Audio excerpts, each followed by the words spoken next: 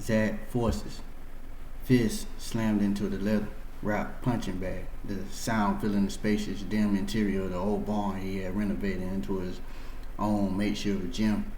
Hanging chains flickered with patches of rust under the weak lamps, light as they sway in response to his vigorous assault. The smell of old hay and damp earth, combined with the familiar tang of sweet and leather, brought back memories of his upbringing in rural Alabama. As he paused to catch his breath, a vivid memory surfaced. One of his father's, Douglas Force, teaching him how to throw a proper punch when he was just 10 years old. Remember, son, his father's voice echoed in his mind. A strong punch comes from your whole body, not just your arm. It's about focus, determination, and protecting what matters most.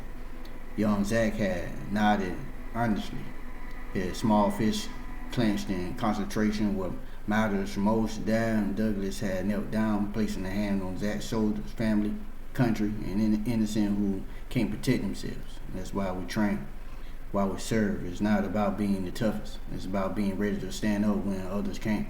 The memory faded, leaving Zach with a renewed sense of purpose. He resumed his assault on the punching bag. Each strike now imbued with the weight of his father's teaching even more potent after Douglas' death at the hands of terrorists.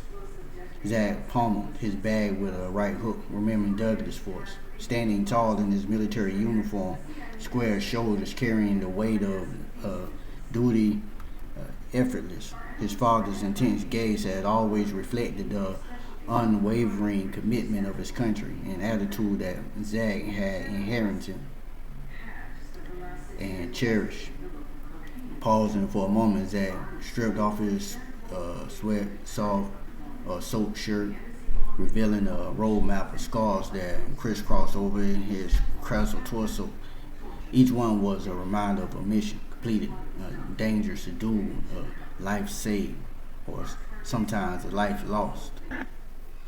He traced a particular gnarly one that coiled around his side like a python, the result of an encounter with a terrorist knife during his early years with the Department of National Security, a new agency formed to combat the rising tide of domestic terrorism.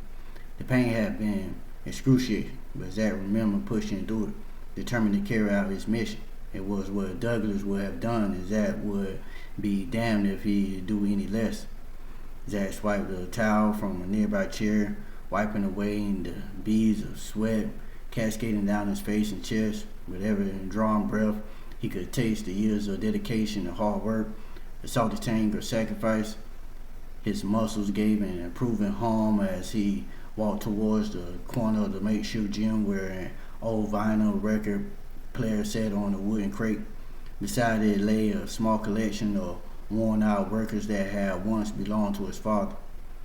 He picked one out at random, not needing to look at the faded label to know it was his father's favorite, a collection of old country ballads that had served as the soundtrack of his childhood. With careful fingers, he placed the needle down into the grooves of the vinyl record and let the twangy guitar notes fill the air, wrapping around him like a comforting cloak.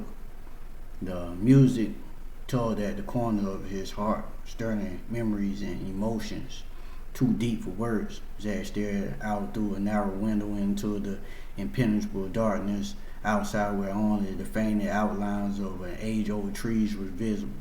As he listened to the honey melodies, he was transported back into a simpler time when life was about hayfields and creeks, swims, not terrorists and covert operations. Zach's grip tightened around the worn towel. Memories flooded back with such force that it felt like a sucker punch to his gut. He saw his mother dancing around the kitchen, her laughter harmonizing with the sweet melodies.